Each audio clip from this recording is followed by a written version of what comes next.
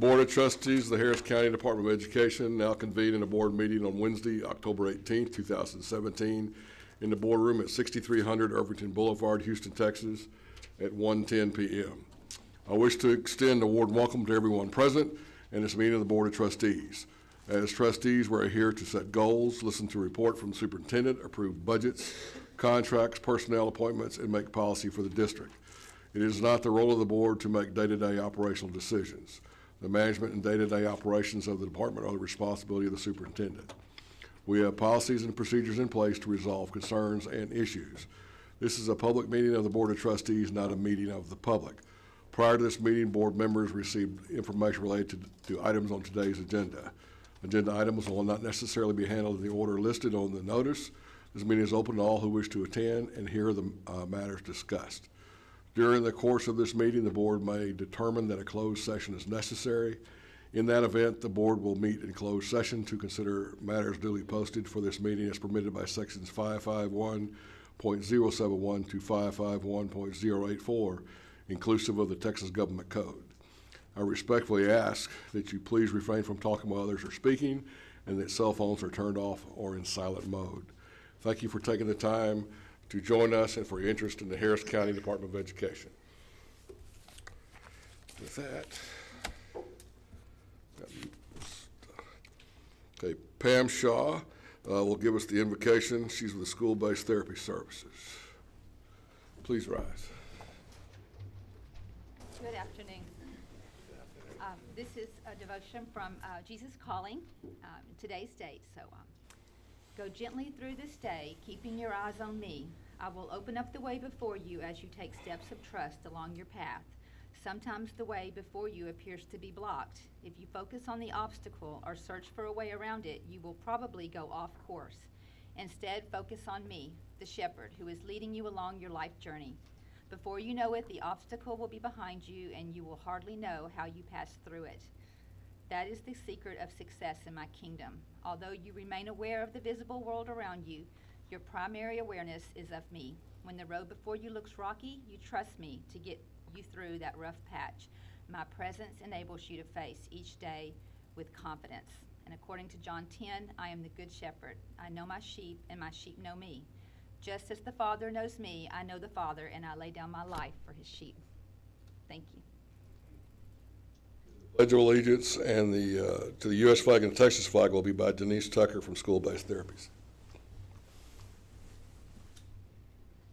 I pledge allegiance to the flag of the United States of America and to the republic for which it stands, one nation, under God, indivisible, with liberty and justice for all. Honor the Texas flag. I pledge allegiance to thee, Texas, one state under God, one and indivisible.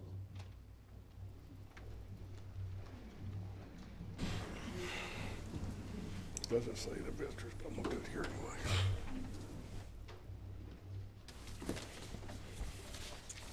I want to recognize our visitors today. We have Amy Hinojosa, Rosina, if I mispronounce your name, I apologize.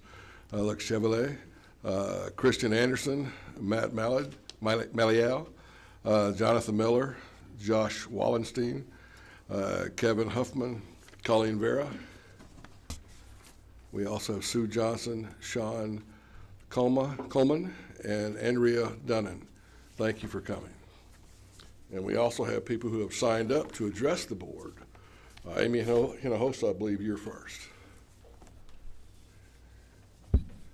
There you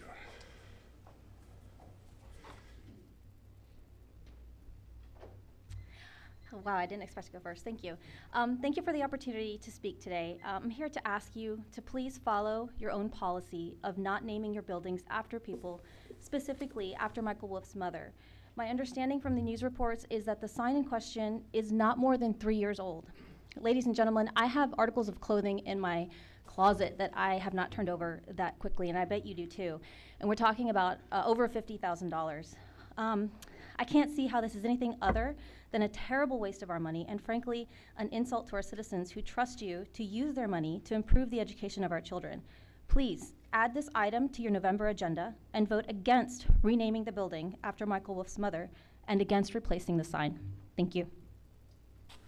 Rosina, and I'm sure I messed up your last name, so if you'll hit me with your last name. Hello, I'm Rosina Chevalier. There you go. Thank you, ma'am. The Harris County Department of Education's board policy prohibits naming any of its buildings after another person. Yet Michael Wolf wants a building named after his mother. This is so obviously improper and self-serving. Also, it will be very expensive, which is unnecessary given how many better ways there are for the Department of Education to spend money. Therefore, please do not allow any building to be renamed after Michael Wolf's mother. The board must follow its own policy. Thank you. Christian Anderson.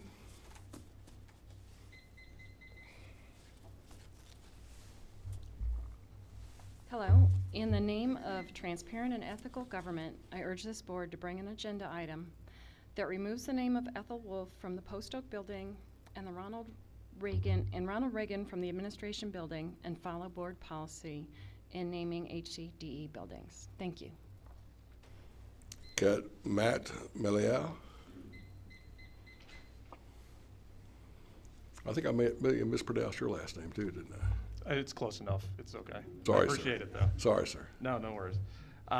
Speaking to the same issue, as we know, board policy prohibits naming any HCDE building after any individual. That policy came into effect 10 years ago. To offer some background here, I did a little research. At the September 2007 board meeting, Mr. Evans, you were on that board, and you actually seconded the motion that was used to revise the then existing policy so as to then specifically prohibit naming HCDE buildings after individuals. And 2 months later, at that November 2007 board meeting, again, majority of the board at that time voted to make that revision policy, again, prohibiting naming buildings, HCDE buildings, after individuals. Faster to today, Board Evans, Board Evans, you are now the president, and I have to ask why this policy is being violated that was enacted 10 years ago by allowing any of its facilities to be named after Michael Wolf's mother. I can't help but believe there's something nefarious going on, and it just seems wrong to me on many different levels.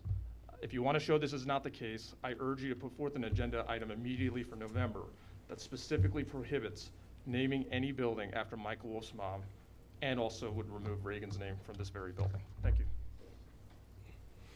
And we have Jonathan Miller.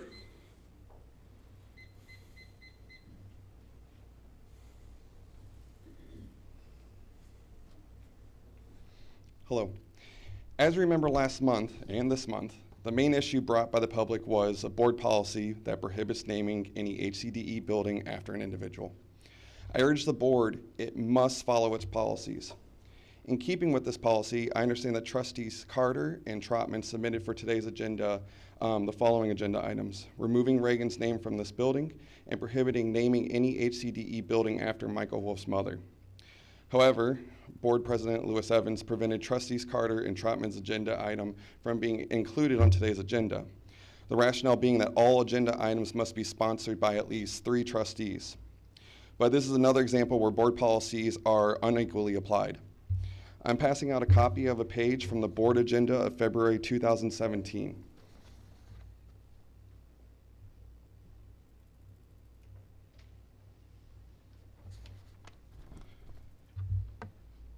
In these meeting minutes, President Lewis Evans permitted 6 items to be included onto the agenda, each of which was sponsored solely by Michael Wolf. These 6 items include hosting Secretary of Education Betsy DeVos as a guest of Harris County Forum on Education, finding a new lawyer that represents the interests of conservatives instead of the HCD itself as it's supposed to be done, limiting board meetings to more than 4 hours, even though it is hard enough for people to attend these meetings since they take place during the day. Use the board's lobbyists to lobby against the interests of HCDE by getting the legislatures to pass a bill that requires a sunset review performed on the HCDE. Hire an internal auditor that reports to the board, even though there are already plenty of auditors used, and preventing HCDE from operating Head Start facilities. All 6 provisions, each designed to destroy HCDE. I question why were these allowed on the agenda despite the vote having one vote from the board member, Michael Wolf. Why? It seems the president only enforces board policies when it suits him or his political allies on the board. I asked to allow that the submitted agenda items be discussed, the removal of Reagan's name from the Harris County Department of Education building, the prohibition of Michael Wolf to have a building named after his mother, and the enforcement of board policies equally and in the spirit that encourages transparency and ethical governance. Thank you.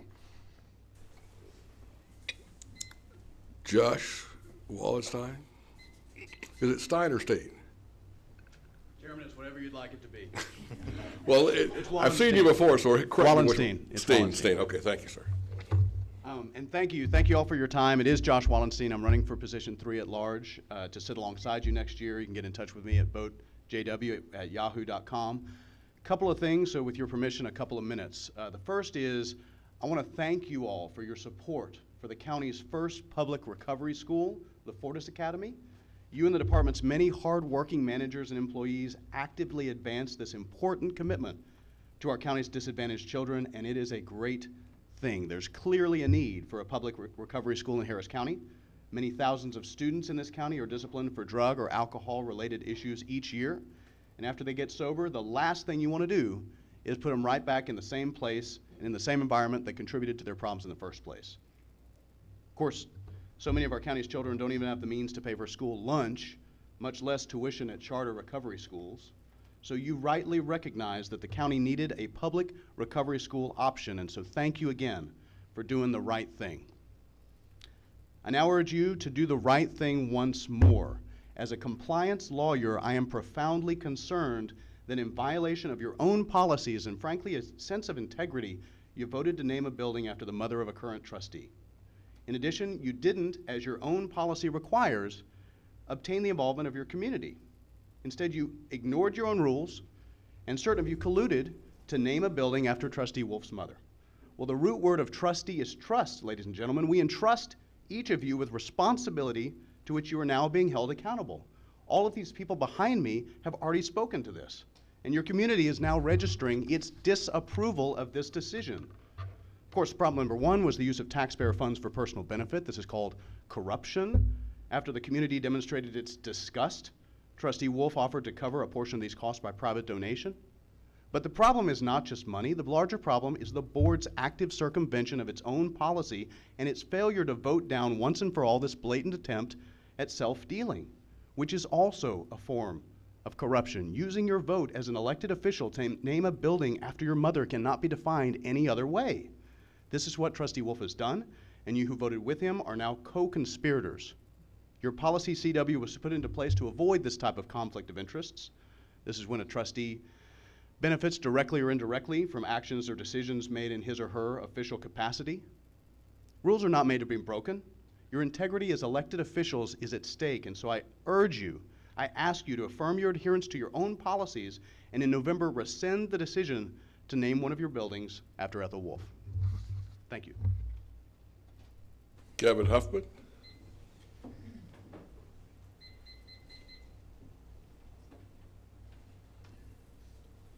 Good afternoon, board members. I find it appalling that once again I'm before yet another board pointing out where people are wasting tax dollars, wasting the dollars that the hardworking people within Harris County have entrusted in you to do. You have a board policy not to name buildings after anyone. That should be followed. And Mr. Wolf, I would like, Mr. Wolf, thank you. I like people looking when they're being addressed. The board policy is clearly stated. Sure, I would love to name a building after my mother. I would love to name one of these chairs after my pet that passed away. But it's highly inappropriate because that's against the policy.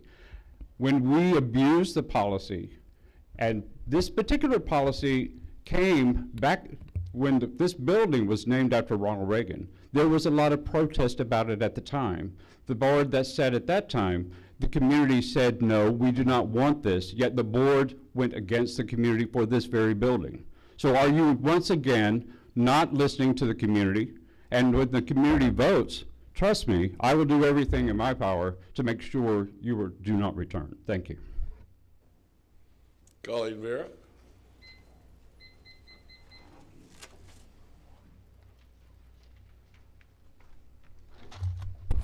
Good afternoon. I'm Colleen Vera, retired teacher and Harris County taxpayer. I'd like to comment on agenda items 7F and 7G. I gave you on your desk a packet of supporting documents. On 7F, it reminds me of a story of a kid who takes $100 out of his grandmother's purse and then goes and buys her an expensive gift. Then when he gives it to her, he expects to be honored that he's a generous person. If you read all of the supporting documents, the money, the tax you collect belongs to the school districts already. You guys have just been hoarding a lot of it for many years. I gave you historical documents showing in the past when boards, when it first started and in the 30s and 40s, the trustees actually gave the money to the school districts buying things like, water and sewage things that they needed to support their buildings. Trying to have a special fund now with a pretty name and everything for hurricane relief. You don't need to do that. You just need to find out what the districts need and give them the money for whatever they need. You've got like $28-something million in the bank, plenty of money that actually belongs to them, so you don't need any special funds. Just go ahead and vote it to them. On the second one, kind of like you have an identity crisis. It stems, I know there was a problem when your own superintendent went to the Texas State Education Committee and said that you guys were not a school district. If you're not a school district, then you can't tax, and we certainly don't need county school trustees. You guys are. You're not a charity. And I know it's a very honorable thing to want to help people in need, but what I suggest you would do instead is to have maybe choice partners, vendors, people that you guys have been selling their contracts for years and making a lot of people a lot of money, that they could take their private money, put it in a private charity to help these people, and keep private money private and public funds for the public schools. Thank you. Thank you, ma'am.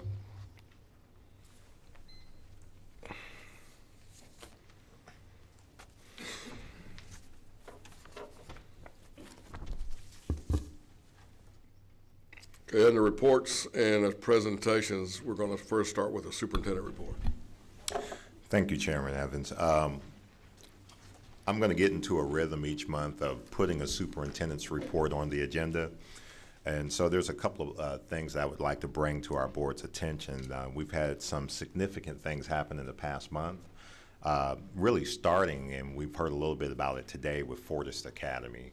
Yesterday we had our groundbreaking ceremony that I would consider it a huge success, and certainly our staff did a fantastic job in facilitating that. Dr. Moten and his campus and his staff were on point and ready to go. We had a lot of people who came out from the community to support that initiative, and I think there's a tremendous amount of movement that's being stirred up behind something that I think is actually a very righteous mission and helps our society. Recently, we've also gotten a lot of TV coverage. There was a special on the opioid epidemic. I believe it was last week with Channel 2. And it was an hour-long special and with a number of people that they spoke to about this crisis. And we didn't seek them out. The media sought us out because they heard of the initiatives that this board has approved and actually supporting. And so we got about 2 minutes on that, and then obviously there was some press coverage for yesterday's groundbreaking ceremony. I believe, Helen, we have a video that you wanted to show, and then I'll have some more words after that. I actually hadn't seen this video, but I know that Dr. Moten and some of his staff are in it.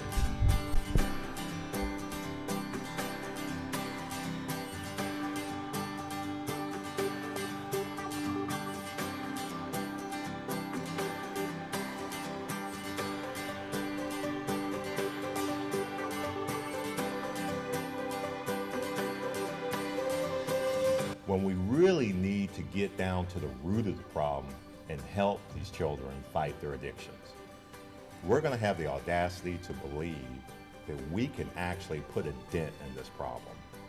We're going to have the audacity to believe that we can actually assist kids with sobriety to make them whole again, we're going to have the audacity to believe that we can inspire them too to be audacious. My connection to this mission is personal.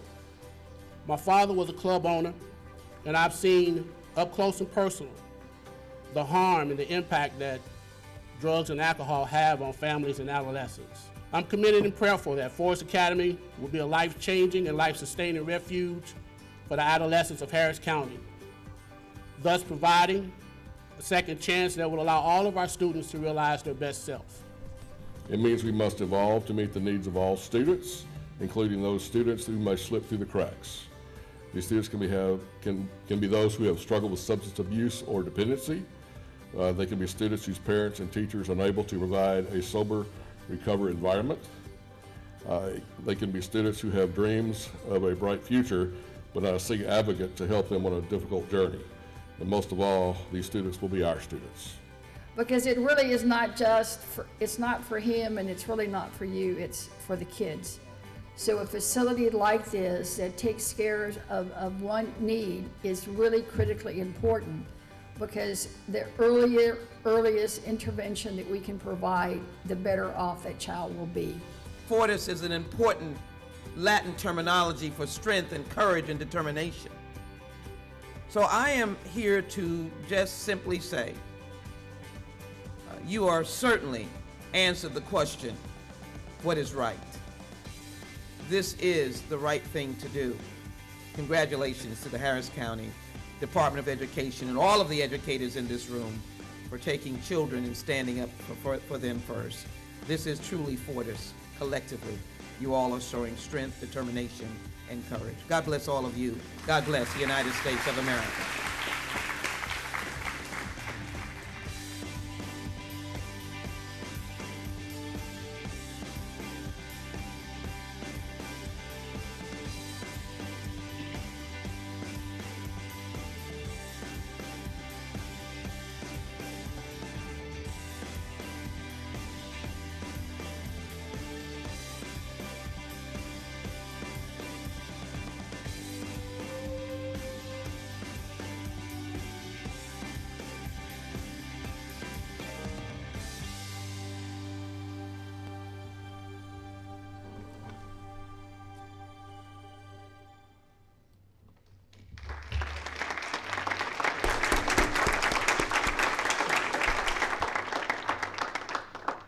I'm just going to go ahead and say that's not bad for 10 hours of work.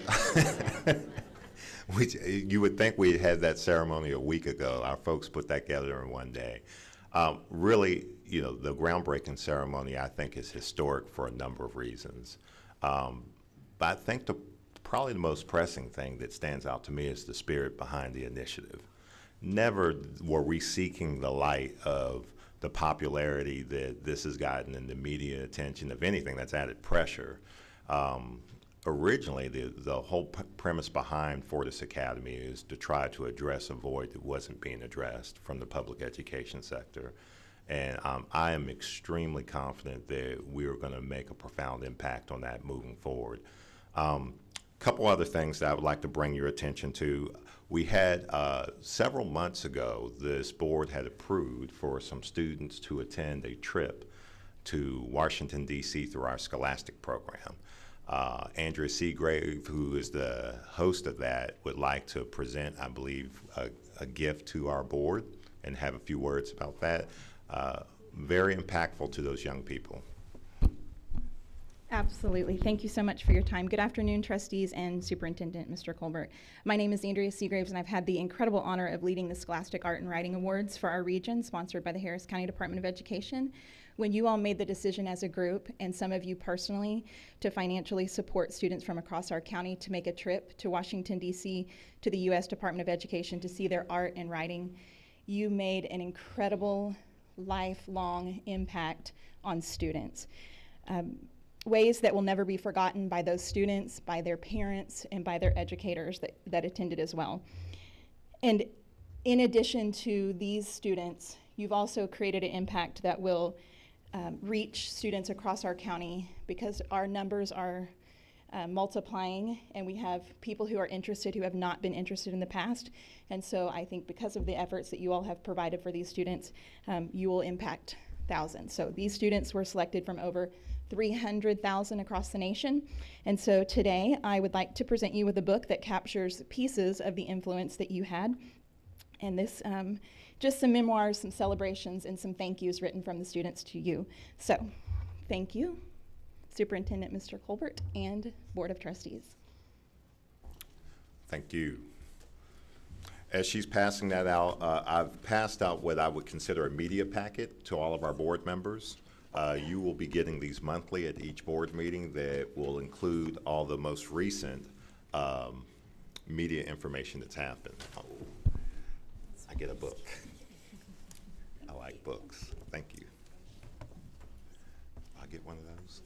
Thank you. Sarah, you don't get a book.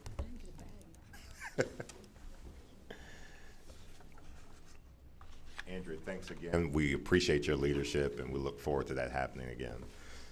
So you've got a media packet that you can refer to that's got a number of updates. We've had some conferences happen here that have gotten some local recognition. Like I said, we had the opioid epidemic. And in that packet, it includes information for links that you can go to access some of the photos that have been taken at these events. Some of y'all are included in those photos. Chairman, the last thing that I would like to say, I'm going to give y'all a statistical update once a month. Currently, our enrollment, our student enrollment, is at AB East, we have 124 students. Enrolled at AB West, we have 98 students. High Point East, we have 89 students. Our Head Start programs, which you know we have 16 different facilities, we have 1,274 students. With our adult education, right now we are still enrolling students, but this number will grow. We have 2,353 students in our adult program. Thank you. Thank you, sir. Okay, the principal recognition, Jonathan Parker, Assistant Superintendent for Academic Support Services.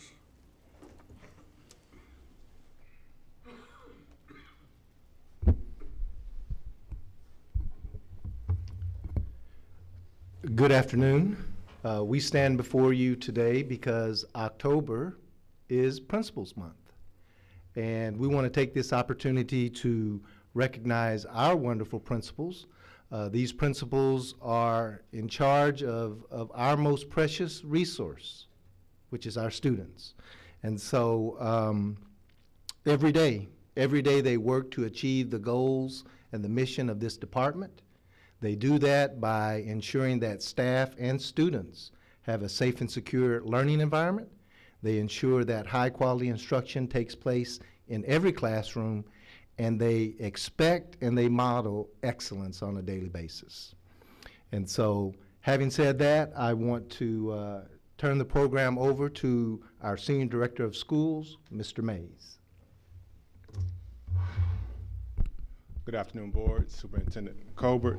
I'm humbled by the opportunity to serve as the leader for this fantastic group that we have here. And just to echo Mr. Parker's sentiments, they work tirelessly every day to meet the needs of our students and our parents. And again, I'm proud to serve as their leader. And so at this time, we want to also recognize them by celebrating them. We took some time out to take a voyage and go out and visit those principals and see how their day was going just this month.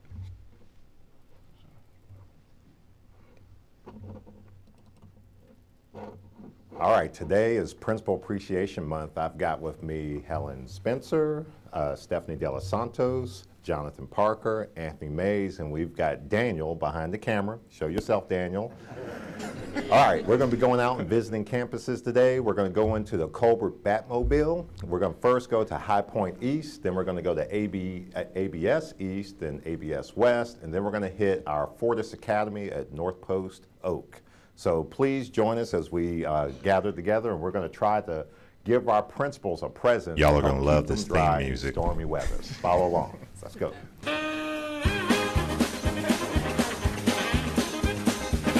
I love Benny Hill.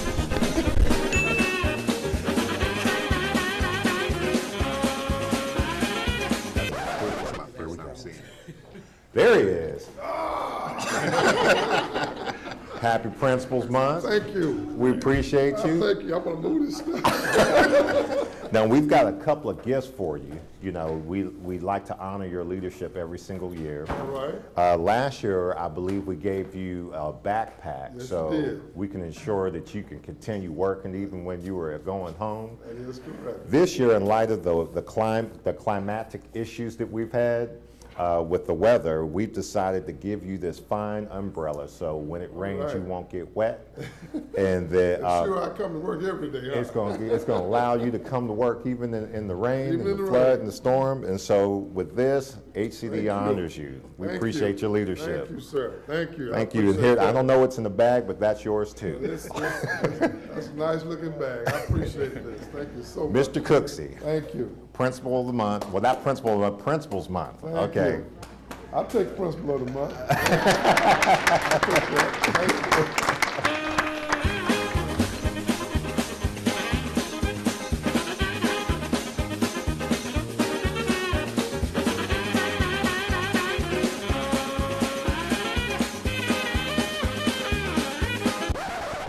Uh-oh, here she comes. Happy Principals Month. Now, last year, I think I brought you a backpack that had wheels. You know, we wanted to help you work at home. And so, which we do a lot of. yeah, we didn't want to slow you down at all. This year, we've decided, in light of the storms and the rain, and we know that your campus got several inches of water, we certainly didn't want that to impede your leadership and your ability to work. So we're giving you this totes umbrella, which is a fantastic umbrella, and that's going to keep you dry in stormy weather and make sure that you stay dry at all times. And then we also have this, we call this like your principal survival kit. That's got some goodies in there that also help you out, you know, in times of need. So we appreciate your leadership, and we appreciate everything that you do for our HCDE. So thank you. Thank you, Mr. Colbert. Thank you so much.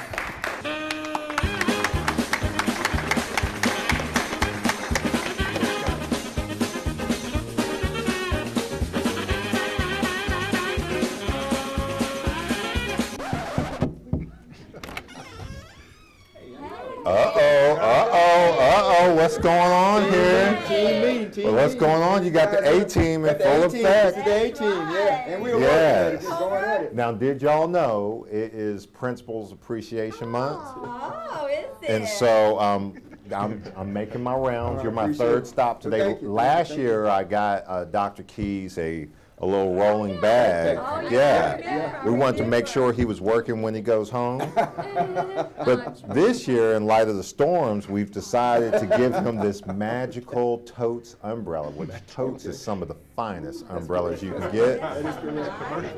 You know, he's so sharp, when it rains, you don't get wet. HCDE is represented.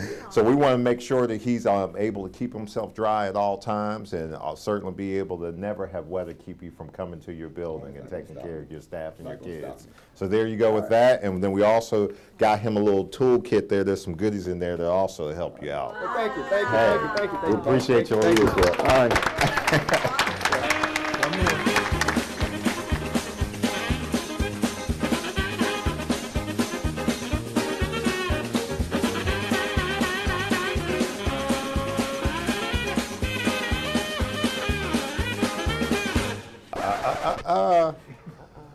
Look out here, come on. We want to, come on, we got the camera crew and everything. Yes, Dr. Moden, we're coming to recognize you for Principals Month. Now, we know you're new to Harris County Department of Ed. You've been with us for about 4 months. And so I came here to serve you with this magical umbrella. You know, in Houston, you may not know this, but we get rain every now and then. This year, we got about 50 inches of it. And we want to ensure that no matter how much rain we get, that you always stay dry and you can still come to work. So you're getting this totes umbrella, and we've got this survival kit for you. And those are just tokens of our appreciation of your leadership for Fortis Academy. Thank you. We appreciate you. Yes, sir. Photo over here. Well, that completes our tour of all 4 of our campuses in light of our Principal Appreciation Month. Next year, who knows what we'll get them. But one thing's for sure, the Harris County Department of Ed appreciates all of their leadership. They do an exceptional job in taking care of our kids and representing our brand and serving our community. So we hope that wherever you're at, you also appreciate the principals that are taking care of your children and others in the community. Have a good day.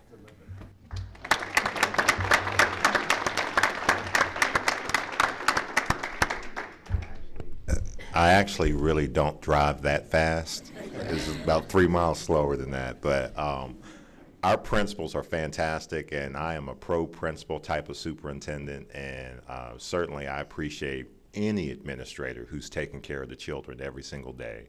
And the thing that we have to recognize is that if every school across the country, that principal is responsible for every human in that building, whether they're a child or an adult. And so that is a tremendous amount of responsibility, and they deserve at least a month dedicated to them. So thank you once again to our principals.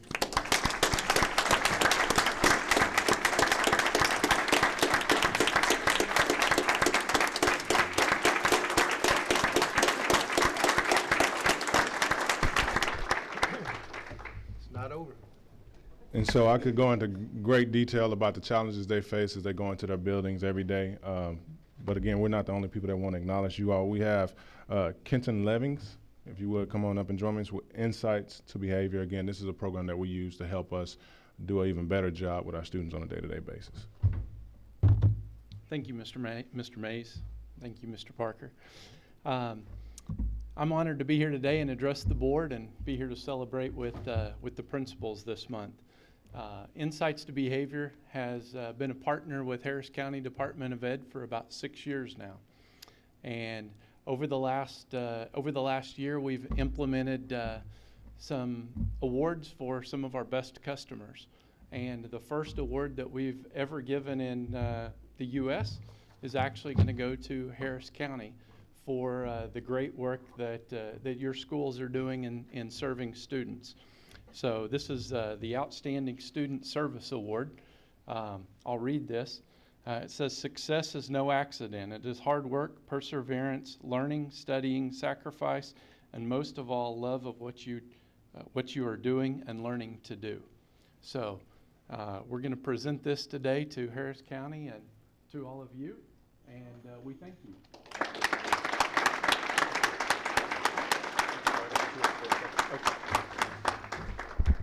Hold on one second, Mr. Levins. So if we could, we want to also honor the principals by providing them with a proclamation from our governor that also recognizes this special month. And so if we would, or if we could have our board members join our principals here, along with Mr. Levinson and the plaque, we'd appreciate it. Ms. Mindy Robinson, could you come up, please?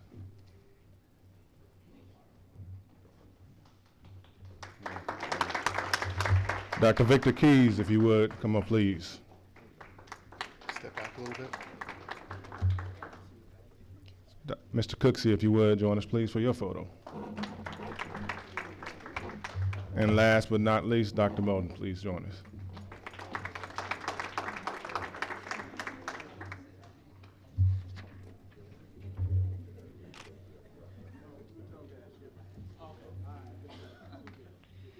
All right, everybody crowd in.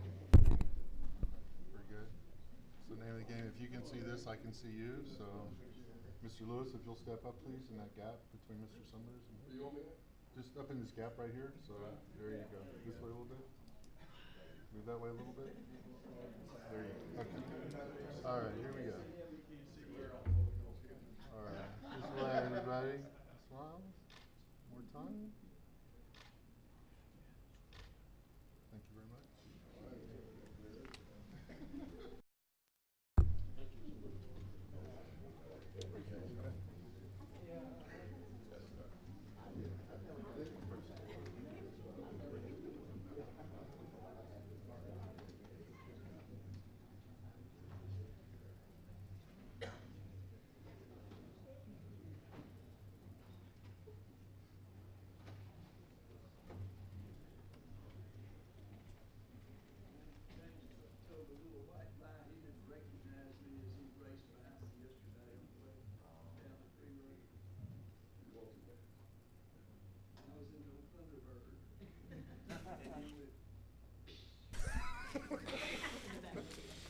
we got the annual update on the HCDE board, HCDE School Board Therapy Service Division.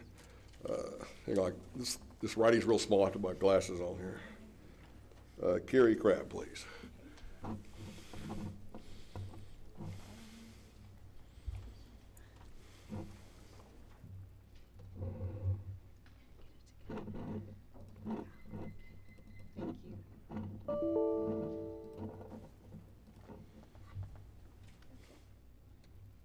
Okay, my name is Carrie Crabb, and I am the Senior Director for School-Based Therapy Services.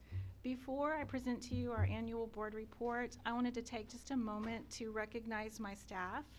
I have my management team, and if you guys would stand, my management team and my secretarial staff are here today. These guys all work really hard every day to support our therapists who are out in the school districts, in the schools all over the county. They work hard to make sure that they have everything that they need so that they can provide services to the students. These are the ladies who are on the front line, and they are working hard to make sure that the quality of our services remains very high, and they do an excellent job. I'm very grateful to all of them.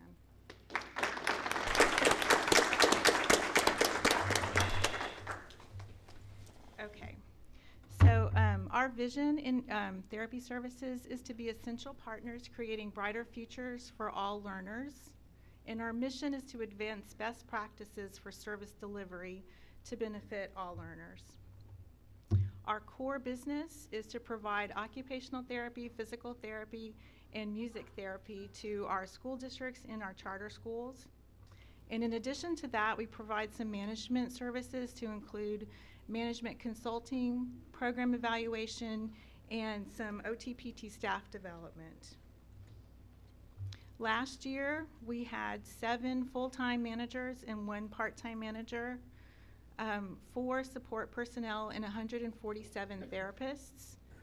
The breakdown of the therapists comes out to be roughly 1/3 physical therapists and two-thirds occupational therapists, and we had 6 music therapists on board last year.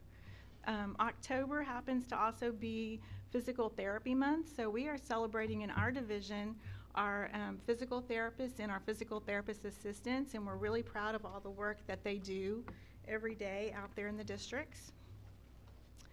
Our therapists work in classrooms, they work in the cafeteria, on the playground, in the hallways, anywhere that children need them to be able to help those children overcome barriers to learning and participation. We work with children who are in special ed, and we work with children who are in general ed. And we're really proud to be able to work with children when they have not yet been identified as special ed. We're able to work as part of the team that provides help to children early so that they don't have to fail to get help. Last year, we served 7,299 students, and we worked with over 4,000 teachers. This is my 147 therapists that did this, by the way. We also serve as a resource to the districts. We provide program evaluation, program development, and we also serve as a training ground for professional fieldwork students. We have students come to us who are learning to be OTs and PTs and music therapists, and in their curriculum, there's really not very much about how to be a school-based therapist. So this is a gap that we fill. Without us, they wouldn't know how to come out of school and work in the school districts. Their programs teach them how to go off and work in clinics and hospitals. We do this as well for our new therapists that come to us who've never worked in schools before, and our districts count on us to do that for them. We also have a website called TechSpot, and it is for occupational therapists and physical therapists working in school practice. And in that website, we provide resources like online training. We have a FAQ where therapists write in questions, practice questions, and we provide answers, and then we post them so that they're up there all the time so others can benefit. Last year, we served 23 different independent school districts, 1 special education cooperative, 2 charter schools, and 2 private not-for-profit 5013Cs. This is a list of all the districts that we, and programs that we worked with last year, that we contracted with. And of those, our 6 top contracts were Cy-Fair, Houston, Katy, Spring Branch, and Tomball.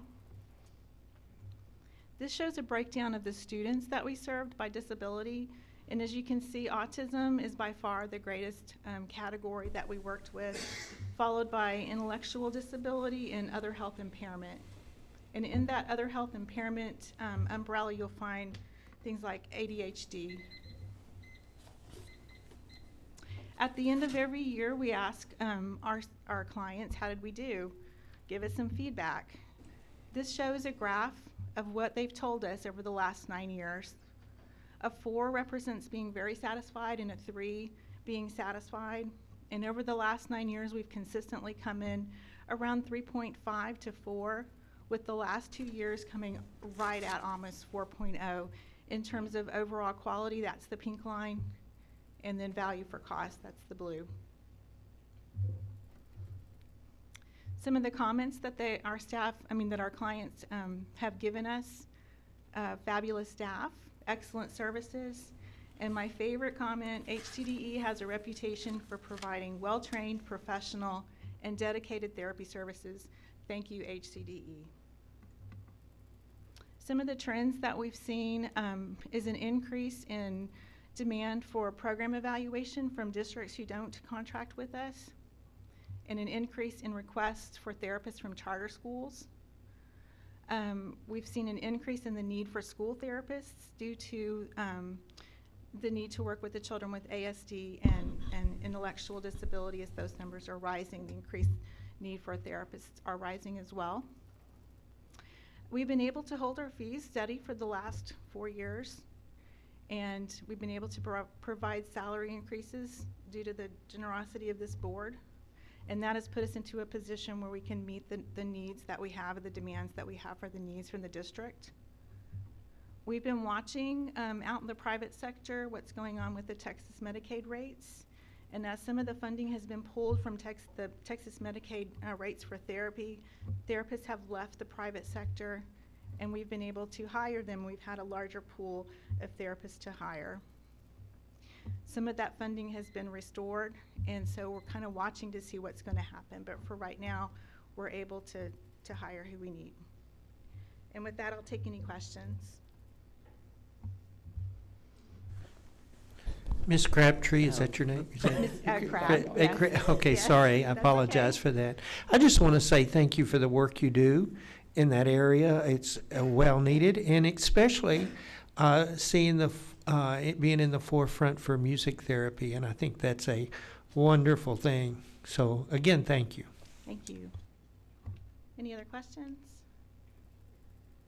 Yeah. Can you let us know if there are any specific challenges this year or this year thus far related to Hurricane Harvey that our therapists are experiencing?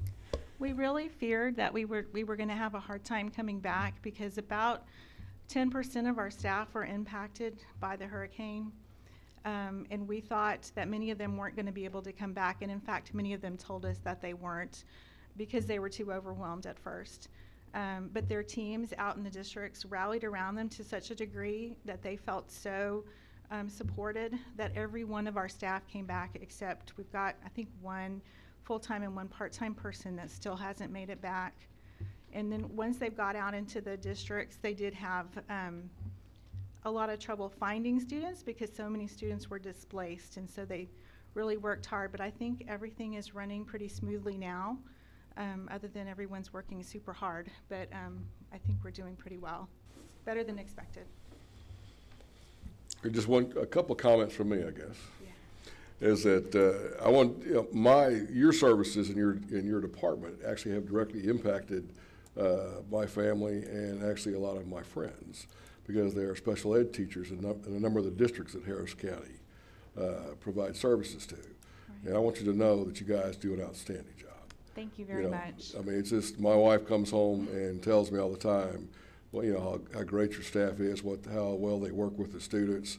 And she's actually, over the years, has made friends with some of them, and they've actually become colleagues and friends because of, they see them in the schools all the time. So you guys are doing a good job. Well done. Well done. Thank you. Thank you.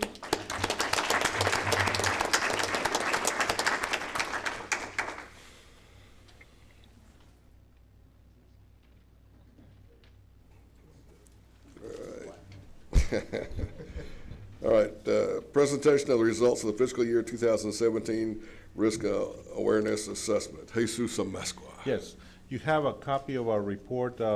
It's called the Risk Assessment Process Report.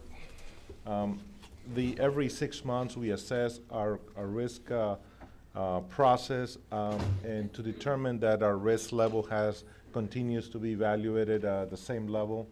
We are on page, where are we? On page 9 of the report, we basically have over 90% at level 1 or 2, 80% at level 3, and only 2% at level 4, which Slow is down, high I'm risk. sorry. I didn't have it at first. What page are you on? 9. Thank you. And so every 6 months, we evaluate our risk assessment, all our divisions. There are approximately 8 factors that indicators that we review, and we rank them, and we evaluate them. And so you have the report based on assessment.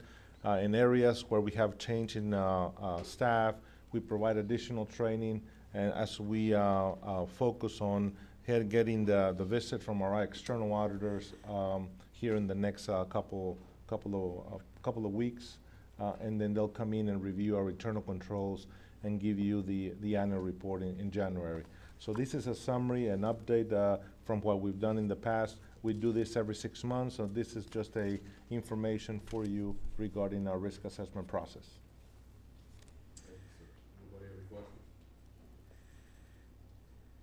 Okay. Mr. Sumner, we have a report of the Board Feasibility Subcommittee. Yes, I'm happy to announce to the audience that today we voted to approve a contract with the architects for the new AB West school, and so the project is moving on.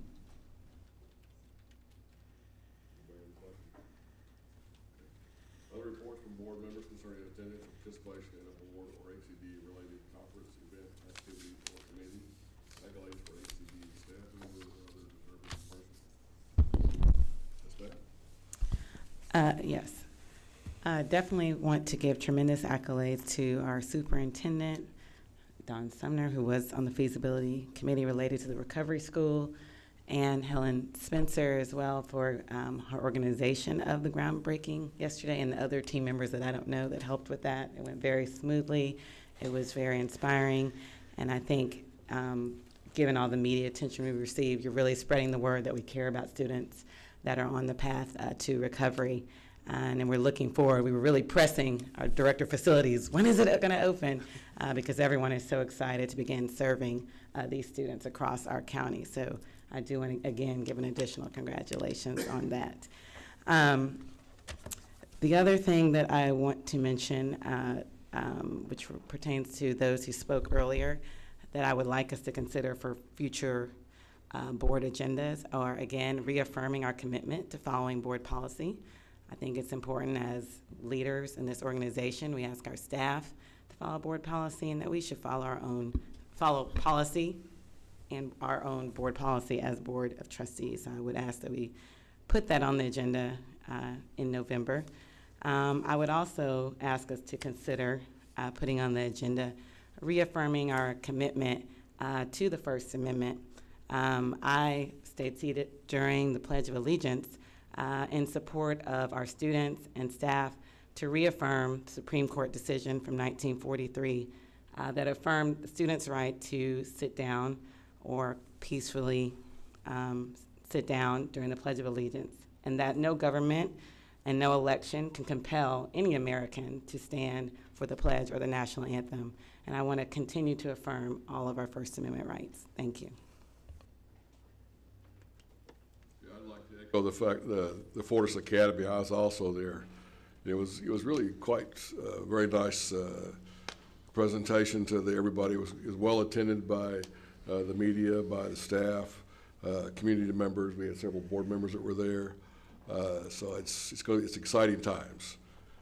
just to see the things that can happen, and what we're gonna open opportunities for students that may not have had those opportunities without us doing this particular high school. Also, I was at the Texas Association's School Board.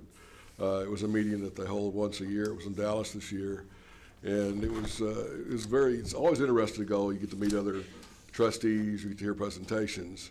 But one of the presentations that I heard, and I wish we could have had it presented to our board, because one of the presenters talked about how sometimes people forget what the department's here for, or what a school district's here for, that it's here for children and not to be self-serving.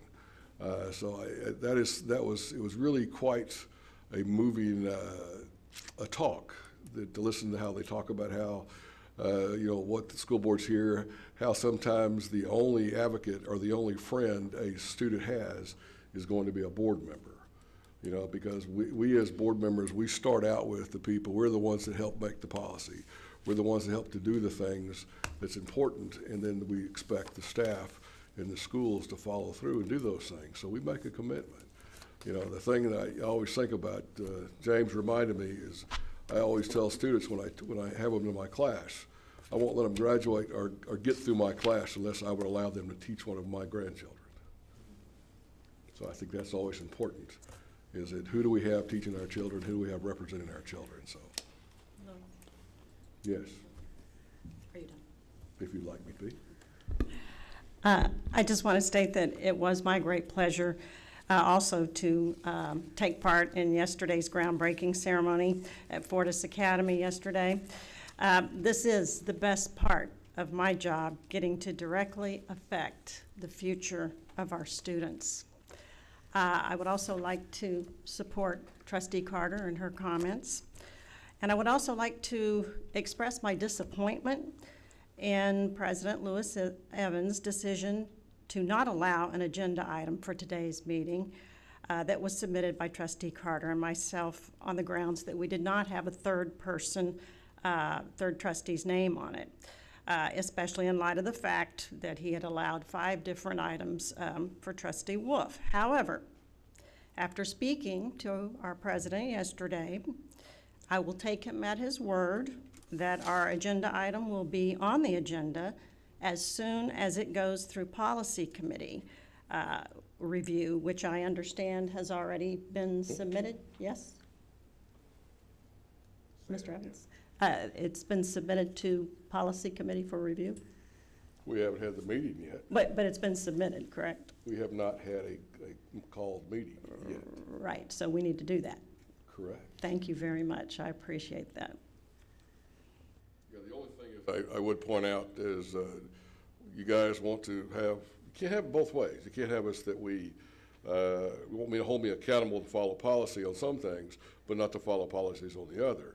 I wasn't denying you're putting your thing on the board or on the agenda. I just said you needed a third person, which is what policy says, if I don't necessarily agree with it. So I didn't necessarily agree with what you wanted to put on. I didn't say you couldn't do it. Just bring me a third person. And I've done it with other trustees. But you didn't with Michael Wolf. And well, that is true. At least on one occasion. But we would want to point out that you did have a disinformation being put out to the community, because back in February, but when some of those were done, there were other people that wanted that, but we didn't put it on the agenda item. That particular one, you knew Michael put it on, but you didn't know who else is, because we didn't require that at that time. We since have started to do it. No, if you look at that page that was handed out, there were several items that had 3 names on it. Yeah. It was just the one trustee that didn't. Okay. It's just time to put the favoritism behind us, and let's move on. Let's just do the right I thing. would also like to put politics behind it, since we know Amen. what's going on. There you go. Amen. So let's concentrate on the department and not concentrate on our next office we're running for or grandstanding for the people. That would really be helpful. So I just want to point out Yes, that the policy about 3 people requesting an item, it says that if the board president agrees to put it on, it only has to be 1. And if you don't agree, you need a second and third. So you were not violating board policy. Oh, I understand that. I understand that. And most of the ones that were put on that if you recall, most of those were probably voted down for that particular one. But that's neither here nor there. We could argue about this all day long, but let's go about taking care of the department and the children for Harris County. All right, so we're going to talk about action items, consensus. Oh, nope. I got to do monthly financial reports through 9/30 of 2017. Jesus Mesqua. Mr. Mesqua, why don't you lighten the mood up for us? Okay.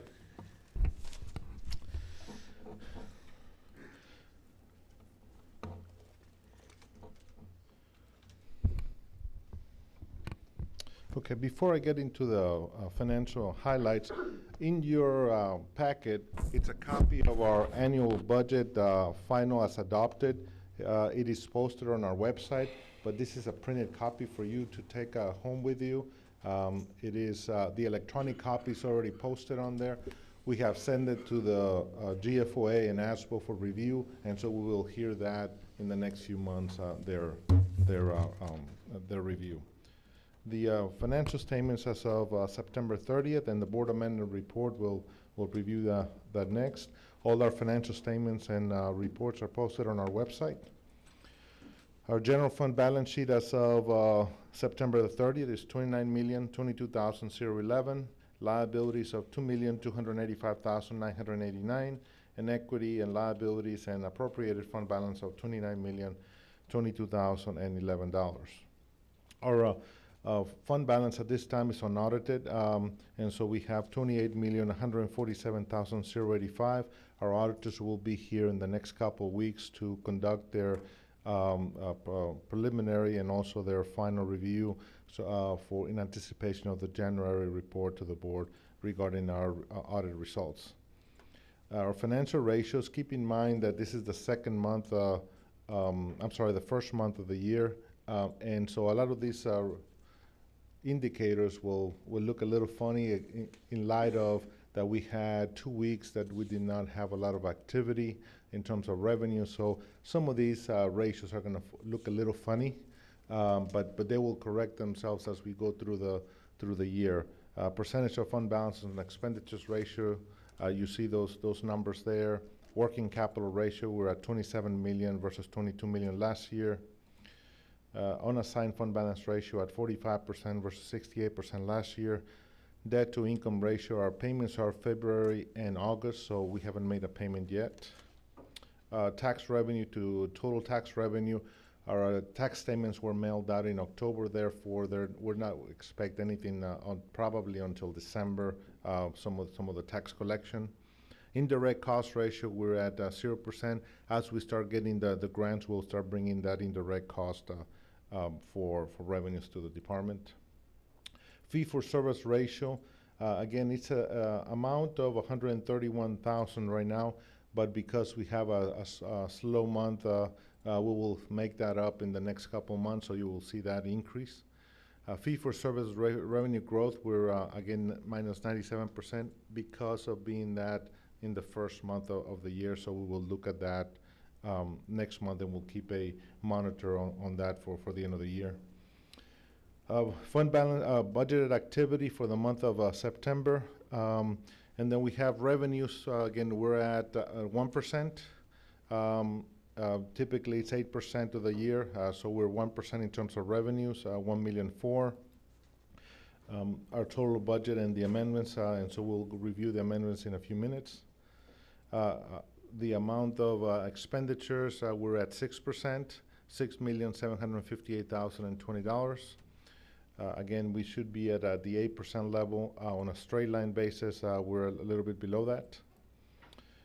We have September in-kind match and also cash donations of $1,998.37. Most of those came from Adult Ed, Early Head Start, and also Teaching and Learning Center. Our second month for September, in terms of our values, they're at $417,201,311. Some of those have started to be certified after the initial 95% certification. We have collected $28,666 and these are primarily delinquent taxes from previous years when we have not collected anything in current tax. We will see that probably in the month of December. And we've also spent $40,271 for the last quarter of our HCAD and tax office fees. Our disbursements for September were $3,924,893. All of the detail is posted on our website. 363 transactions, 6 transfers, and 541 checks. Segment data, again, is just 1 month of the year, so you'll see a lot of profitability variance down because a lot of the revenue will come in later on in the year. So this is just the first month of the year. Our budget amendments in the general fund, the first one deals with rollover of encumbrances, $67,802. This is orders that were not received before August 31st, and therefore we have to re-encumber for the new year. Also, we're looking at increasing or rolling over the purchases of $500,000 to deal with Hurricane Harvey. We project that to be the amounts that we will need to spend in the new year for the damages for Hurricane Harvey. We're also increasing the capital projects fund to roll forward the Fortis Academy funds, so $750,000 plus the $250,000 regarding the culinary arts. And so you will see that in a capital projects fund, a total of $1 million. So you will start seeing that in a separate fund rather than the general fund altogether on there. So that's what we have in the budget amendment. And then we have some reclassifications and adjustments, $11,533 in terms of changing of positions in some of the divisions, and $2,416 for a position in Safe Schools moving from AB West. A total of $1,331,761 for the general fund, and $1 million in the capital projects fund, where you will start seeing the Fortis Academy appropriation there. In terms of construction, we provided a report at the PFC. We don't have any additional expenditures as of this time. The architect's contract was just approved, and so that we moved the timeline down on the PFC for the development plan. Questions on the investment report? Yes, sir. The $500,000 for the storm damage, where is that coming from? That's coming from a designated fund balance from fund balance. So it's being moved from surplus? Yes, sir. Okay. To appropriate for expenditures that we're going to need to. Okay, I just wanted everybody to know that we were tapping surplus for that expenditure. It wasn't coming out of any budget, but previously budgeted item. Right. Yes. Can you clarify this clerical duties to secretarial duties? Is that a promotion, or I don't understand? That's an adjustment to the pay grade. There's a need for a secretarial duties, and we had a clerical staff, and so we basically adjusted the position. Promotion. A reclassification. A difference. Well. It will be the promotion. Thank you. The individual, it may be a promotion for the individual. She will assume additional responsibilities with Are this you new position. replacing her clerical? Or No. should- Oh, it's one person that will be doing additional responsibilities. Yes. Thank you. This is the delta of the additional duties and additional cost.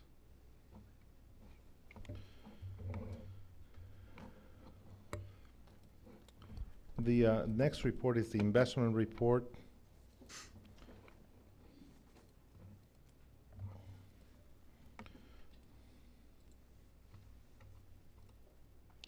Our total portfolio is $36,753,737. $10,883,148 is in the Public Facilities Corporation, and $25,870,589 is in the Harris County Department of Ed various funds. We have the majority of our funds in Techstar Investment Pool, TexPool, Lone Star, and Chase Bank. In the PFC, the majority of the funds are in the TexPool, and some of them are in the Bank of Texas. A comparison from a year ago, it's a difference of 34%, and primarily the difference is the PFC, the $10 million additional project for this year. Pretty much all our funds are overnight at this point in time, and it is, as interest rates are going up, it grows with that trend. We have fiscal year earnings of $17,850, and in the PFC, $9,143. Our yield is 101. And our rates are right now at 0.99 to 104. If you look at that same time last year, we were at 0.37 and 0.40 a year ago. So it has almost doubled at this point in time. So we just broke the 1% barrier where we used to be in the below 1%. So this trend continues to go up. So as we keep our cash short, it keeps on moving up. Therefore, we're earning more interest as we move up down the ladder. Questions on the investment report? Okay, thank you.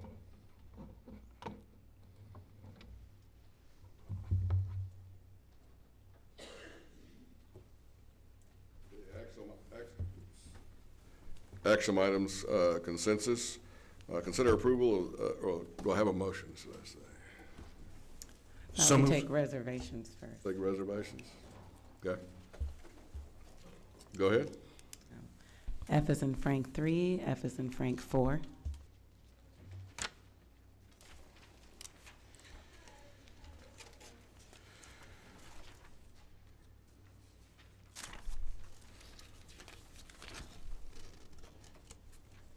Okay, anybody else? Okay, hearing none, do I have a motion? So moved. I have a second. A second. I got a motion by Eric Dick, second by Dr. Moore. Okay, all in favor, please raise your hand. All opposed? Abstention? Okay. So we have 6, 4, 1 abstain. Okay, so we'll take F3. Do I have a motion on F3? A motion by Trustee Lee Carter. Do I have a second? Got a second by Trustee Troutman. Do I have any discussion? Lisa, or to Superintendent, could you please, I see Houston Urban Debate Leagues. I'm familiar with how they're going to be used. Can you describe how generally the other organizations are going to be used with CASE?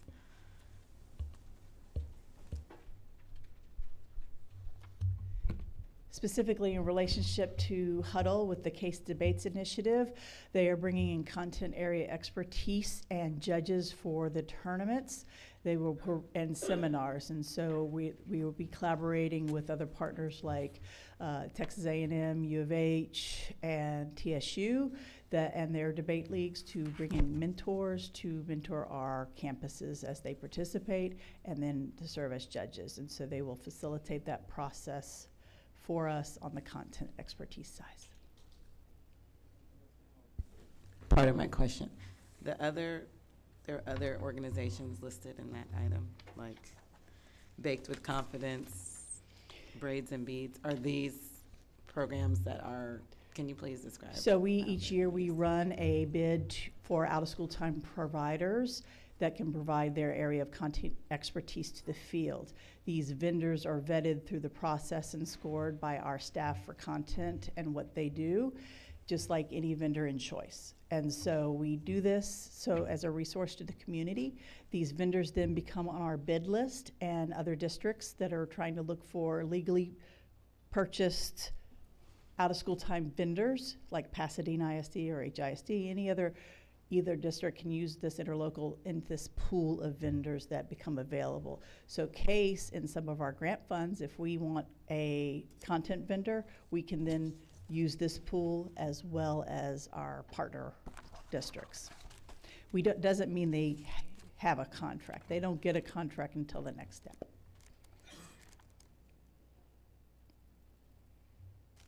Anybody else? Thank you. We have a motion, we have a second. So all in favor, please raise your hand.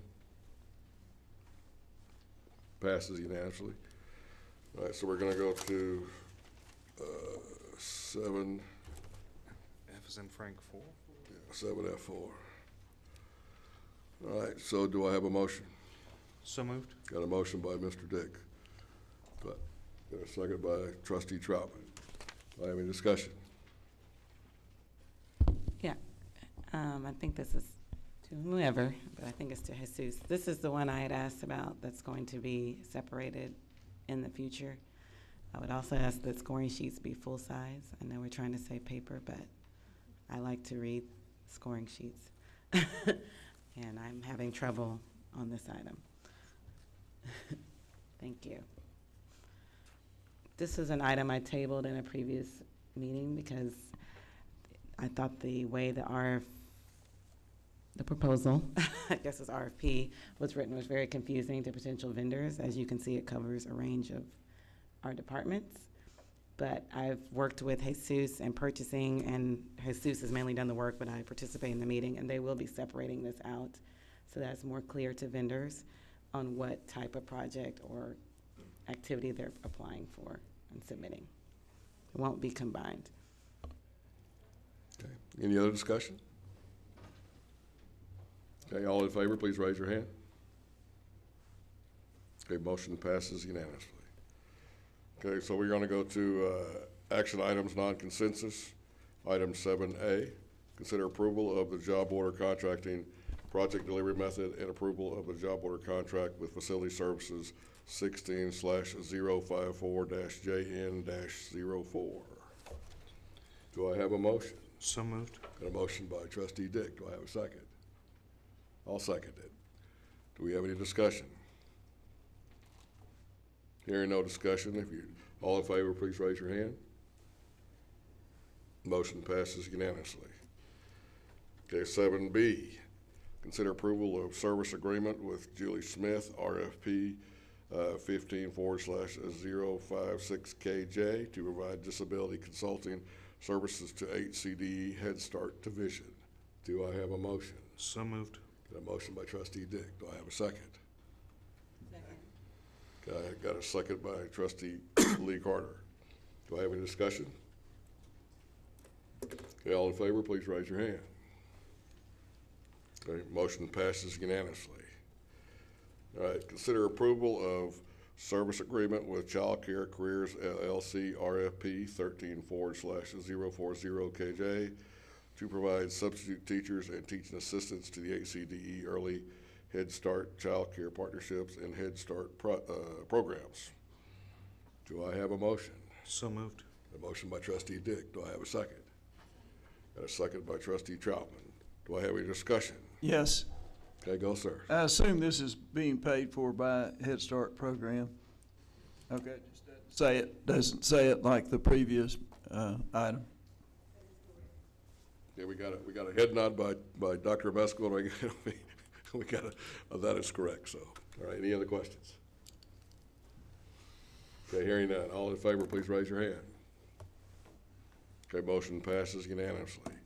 7D, consider approval of the amendment number 1 to the service agreement with Child Care Careers LLC to provide substitute teachers and teaching assistants, RFP 13//040KJ to the HCD Head Start Area 1 Head Start program for the period 4/23/17 through 12/31/17. Do I have a motion? So moved. A motion by Trustee Dick. Do I have a second? Got a second by Trustee Troutman. Do I have any discussion? Same question.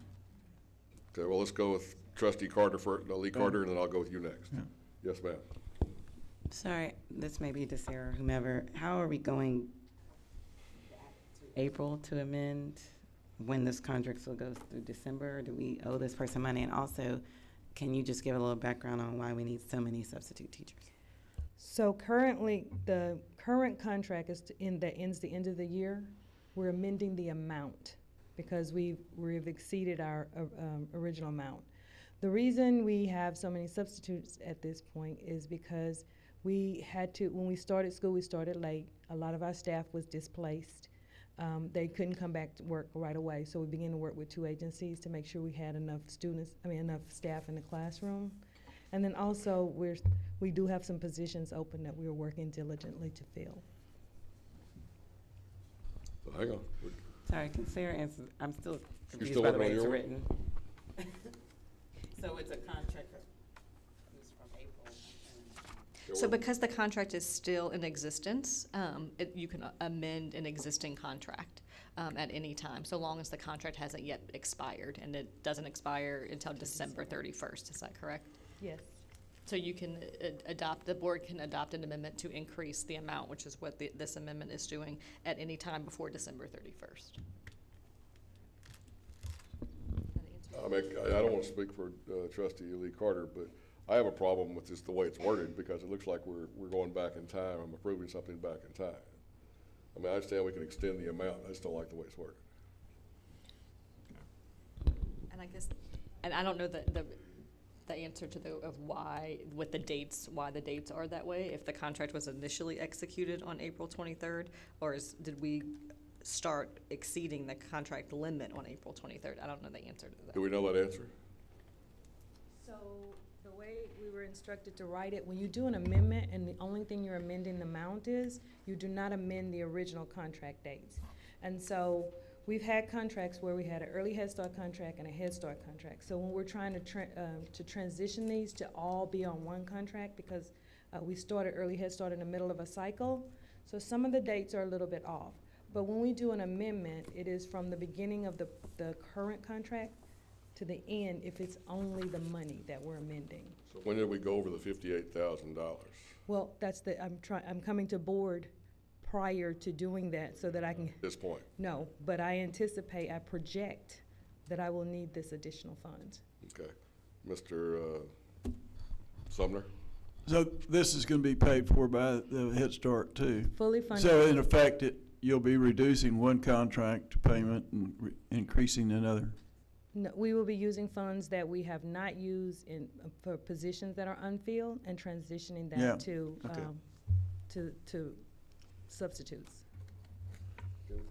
Yeah, in the future, I think that the comments are very good. That if you would explain that you have not exceeded this amount yet, that you need the amount because of future anticipated needs, and so that we won't think that back in April you started spending more money than what you had, and now you need more money. So. Because we've already seen that things do go. Some people will go back in time, so we don't want people to think we're voting for trying to extend something back in the past. No, okay. So let's just make sure we're clear on this. All right, thank you. Okay, any other questions?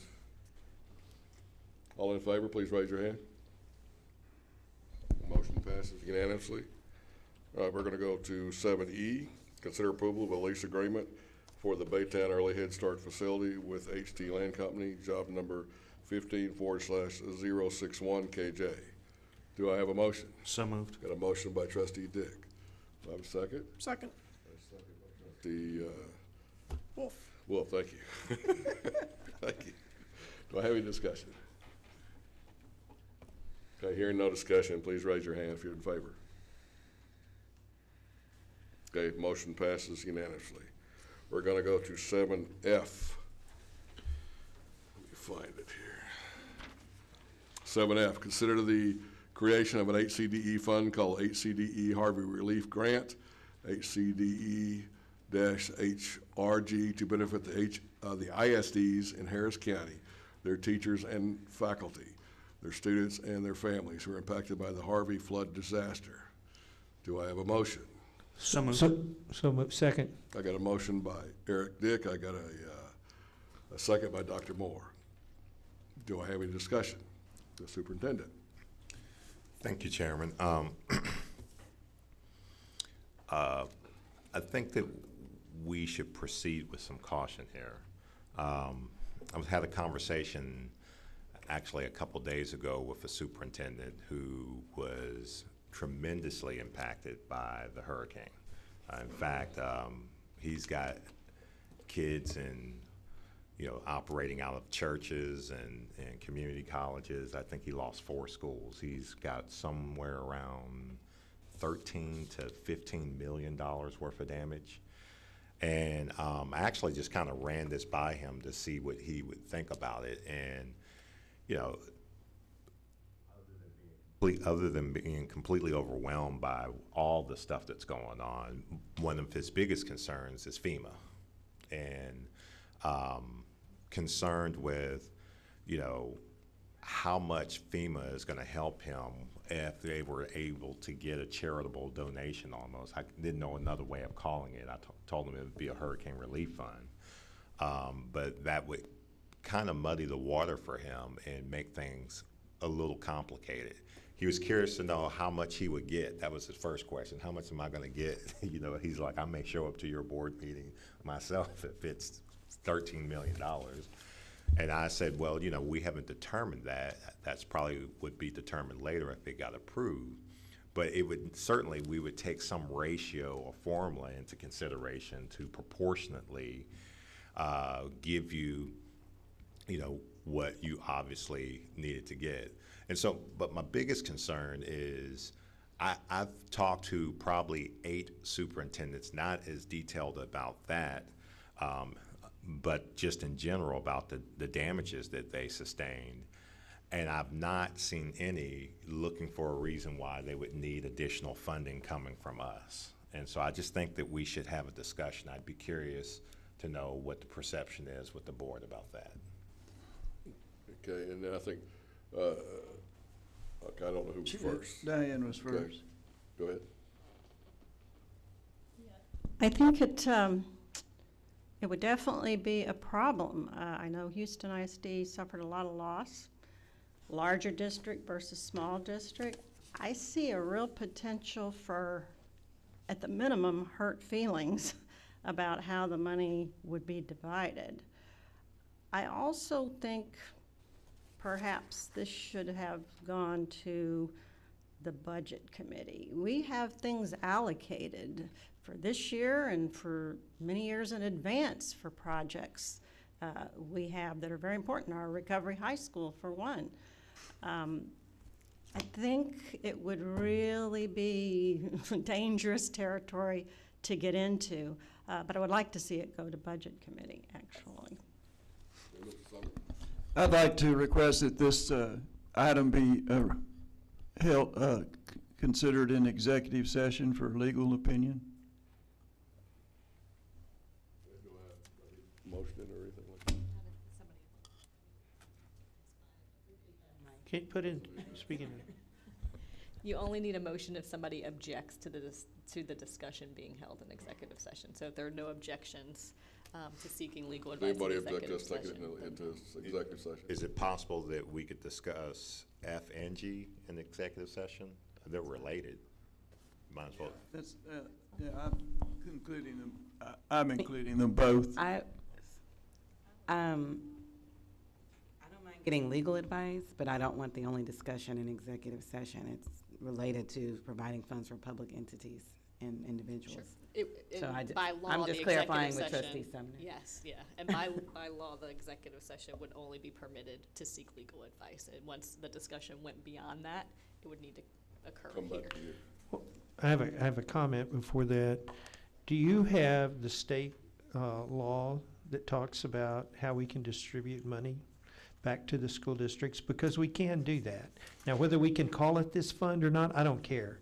But I do think that the school districts are in need, and part of our objective of this whole Harris County school board, Board of Education, excuse me, Harris County Board of Education, is to support the districts. And I do know that we can allocate our funds to them, and there are various ways to do that if you read the law. So if we go into executive session, let me finish. If we go into executive session, I want you to know what the law is on that. And so because we can, through the county equalization fund, support our school districts. And I think if there's ever a time that some of these need them, now is the time. And I am not worried about, I mean, this board has had a tremendous cash balance over various years, and we've not just said how much that is anyway. So whatever we could do to help them, and I think we should. And I know we haven't brought up, maybe we should bring up 7G at this time too, so that we can legally discuss that in executive session.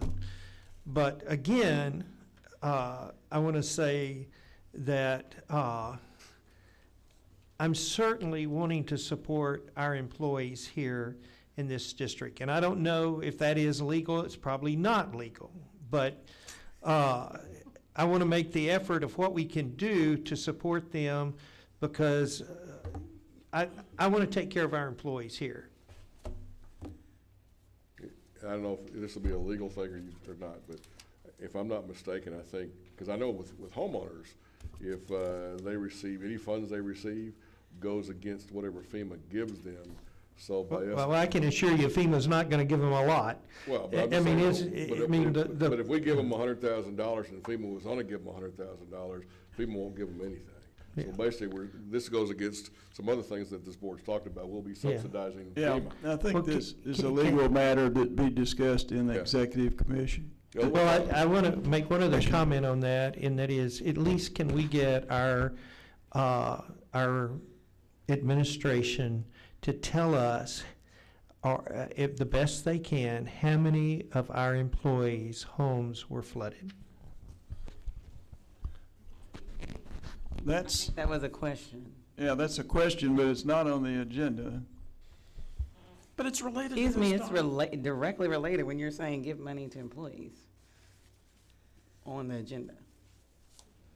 Yeah, but I asked that we go to executive session to find out if it's even legal, and then we can come discuss. The board attorney just said it was legal for him to answer that question.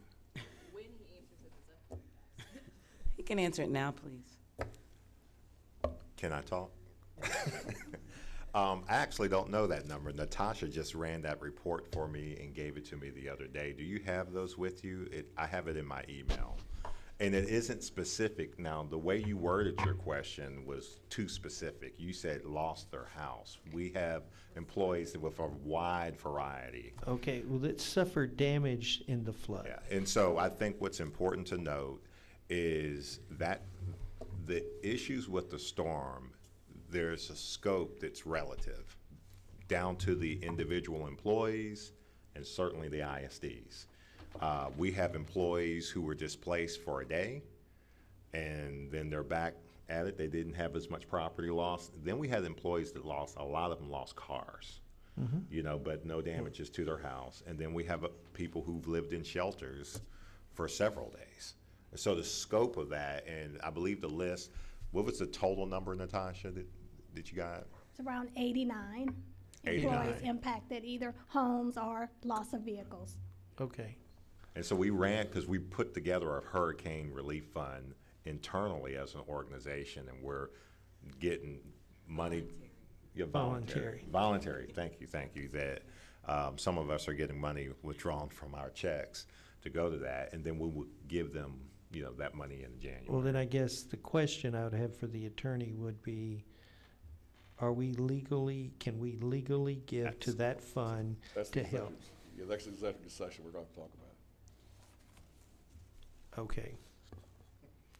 I mean, my goal is to help our employees. And I don't, you know, and I want to do it legally, and I don't want them to have to suffer at all. George, some of that we can discuss when we come back from executive session if we desire to. Yeah, once we get the legal opinion, we'll be able to come back and say what we can continue this discussion. Okay. So we're gonna actually put 7, F, and G into executive session, correct? Okay. So with that being said, Under the Texas Government Code pursuant to any and all purposes permitted by sections 551.001 through 551.084, including but not limited to 551.071 through 551.074. We are adjourned to executive session. It is now 2:43.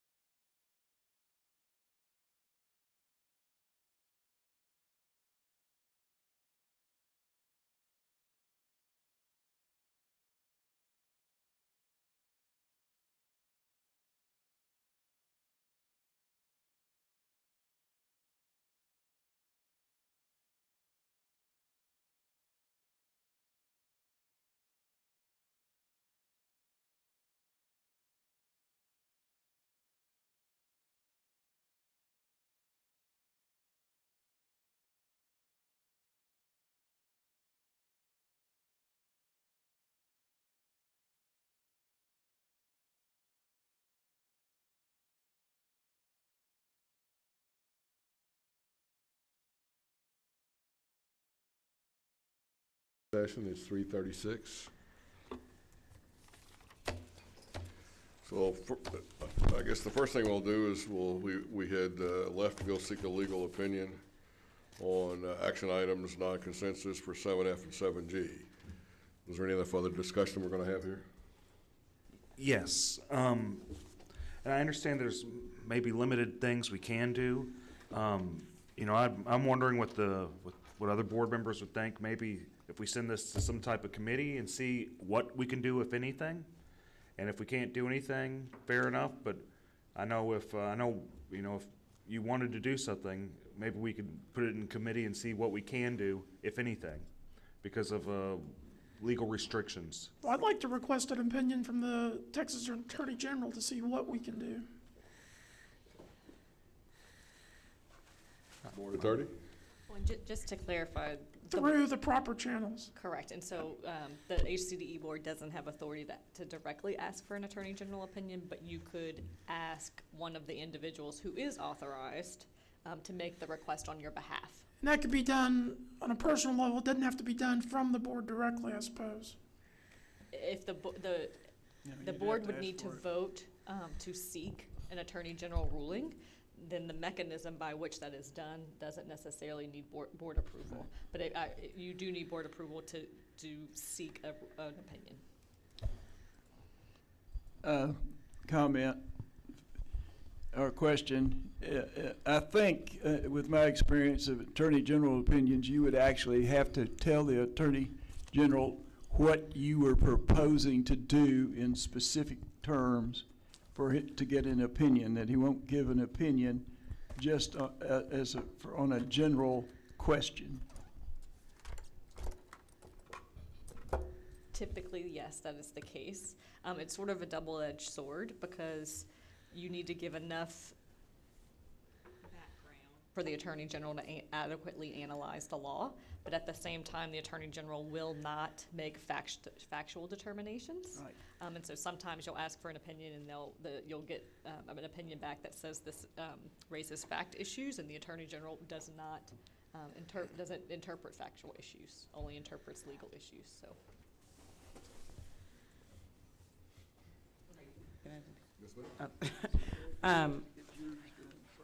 I would just think that given the information we have heard, and given that I'm sure the Attorney General has many Harvey and related things to review, that I would not want to add to that burden on something that to me right now seems we're not going to be able to substantially benefit. I mean, I know how our school districts are suffering, some of them that overlap my precinct significantly. But if we can't make a significant impact and we're actually taking time away from other government officials doing other business related to Harvey, I would not want to do that. Yeah, I just don't feel comfortable after hearing the legal opinion and proceeding with either F or G. And I really don't think, after hearing the legal opinion, that it's going to benefit the school districts at all. Mr. Sumner, you said something? I just called a question, and I'd like to have a vote. Vote on We had a motion and a second. 7F. So you were voting on 7F? Sorry, you have to vote on calling the question. And Vote on calling the question? You need the second first. And are we voting? Is there a second? Is there a second on call the question? Second. Got a second? Okay. All in favor of calling the question, please raise your hand. Okay. All opposed? Okay. Motion fails. And Go ahead. And I think if we're going to go forward with this, if we really do, I think we have a moral obligation to help people if we can, especially people that have suffered, whether it's students, whether it's employees, whether it's other school districts. I think we have a moral obligation to at least try to help them. I strongly feel that way. And I think the only path I'm seeing here is if we are going to move forward with this, I think we do it in some type of subcommittee and we go over it closely with our attorney. That's the only way I see that we could go forward with this. Otherwise, we should just withdraw it and give it up. But am I alone in thinking that we should send this to a subcommittee? That's what I'm asking. I think that's a good idea. Mr. Moore? This was your brainchild, so how do you feel? I think I'd like to, first of all, before we even did that, to reword this motion if we could. Can I do that? You can move to amend your motion. Yeah, move to amend my motion. Before you write anything down, let me just say it's just consideration of a grant to benefit the ISDs in Harris County that have been impacted by the Harvey flood, period. Very simple, goes to the independent school districts, and the reason they're getting it is because they've been impacted by the Harvey flood. Eric, I think you'd have to accept that as a friendly. I accept it. If you want to do that, I accept it. I'll go along with it. Now, with that, what I would really like is that we did get some opinion from either the county are from the state. And my purpose of that is that at least hearing from them when disasters like this happen in the future, how whether it's us or someone else, how that it goes, how that might be ruled. So are you saying you want us to vote on your amended item, or do you want us to vote on sending this or send it to somebody for an opinion? I'm asking for the amended item. Okay. And then I would like to send it somewhere to get reviewed, whether it's the county or the state. Probably the county attorney's office. County's, Well, he said county, one or the other. yeah. Okay, so we have a motion to amend, we have a second. Okay, so we need to vote on, go ahead, yes ma'am. Is part of your amendment to remove their teachers and faculty, their students and their families? Yes, Remove that. yes. Is part of your amendment also to add and to seek a legal opinion from Yes, either from the yes. county or the Attorney Yes. General's office? So Okay. it's a consideration of a grant to benefit the ISDs in Harris County impacted by the Harvey flood. That'd be the first part. Okay. And the second part would be to seek an opinion from either the county attorney's office or the state Attorney General's office. attorney general's office, yeah.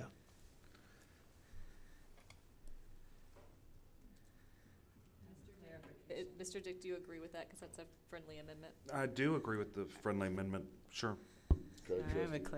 clarification. How, is that viable in one item? Can, Do totally, They're germane to one another, so he can make a motion.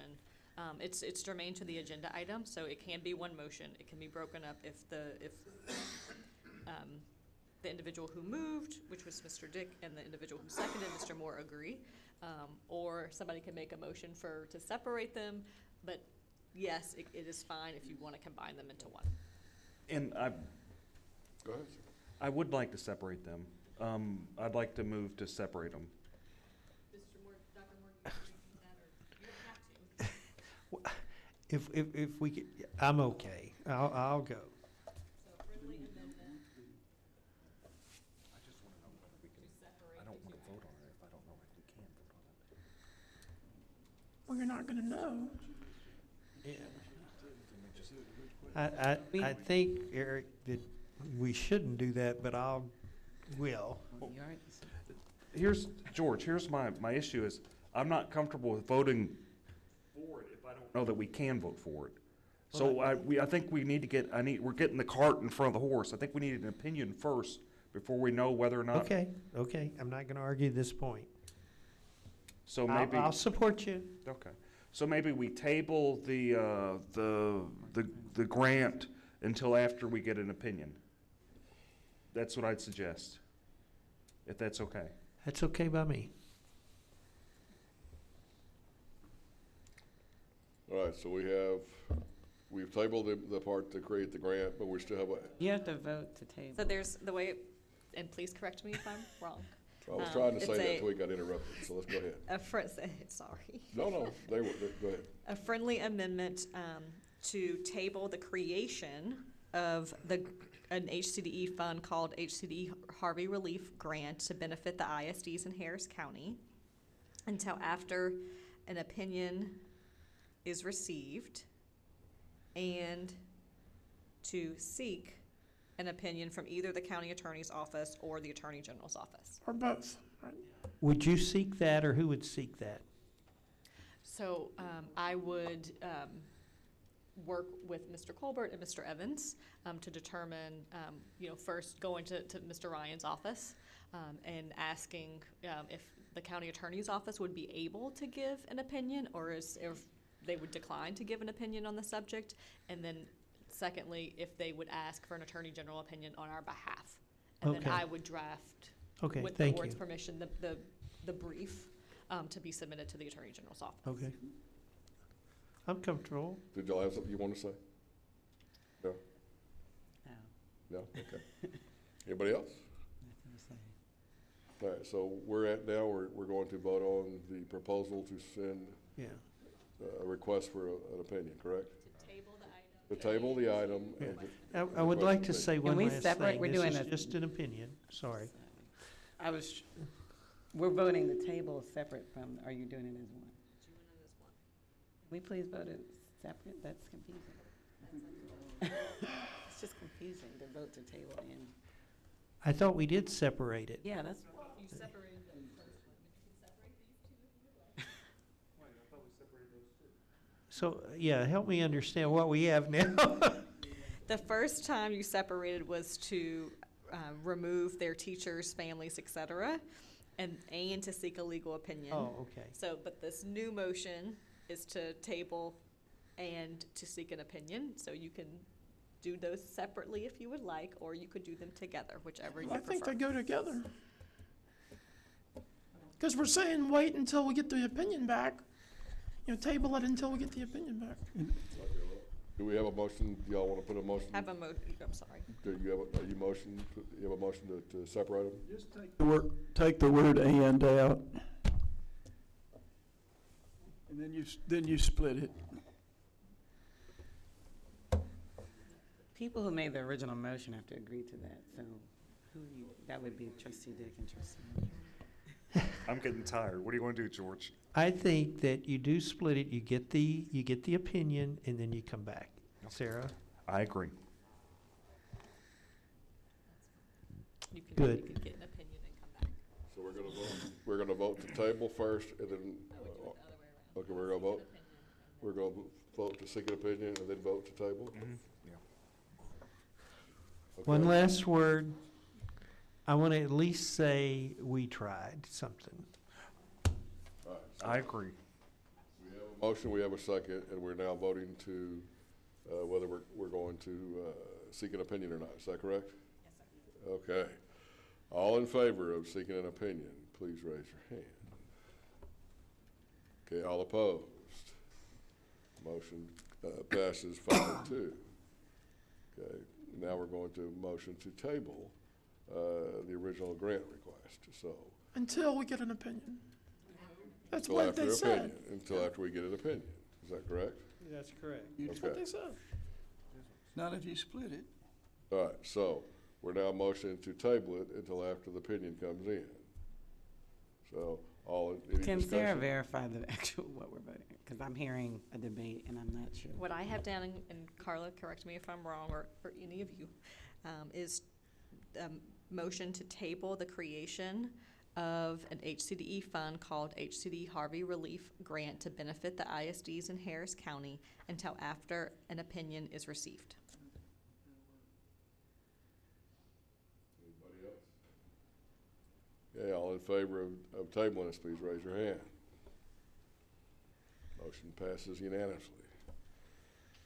All right. No. Let's do, now we have 7G to consider. Do I have a motion? Do I have a motion? I think in light of what we've learned, I think we just voluntarily withdraw G. You don't even have to do anything. Just let it die, just don't say anything. You okay with voluntary withdrawing it, George? Yes, Okay. yes. They say G has been withdrawn. All right. Now we're going to vote on,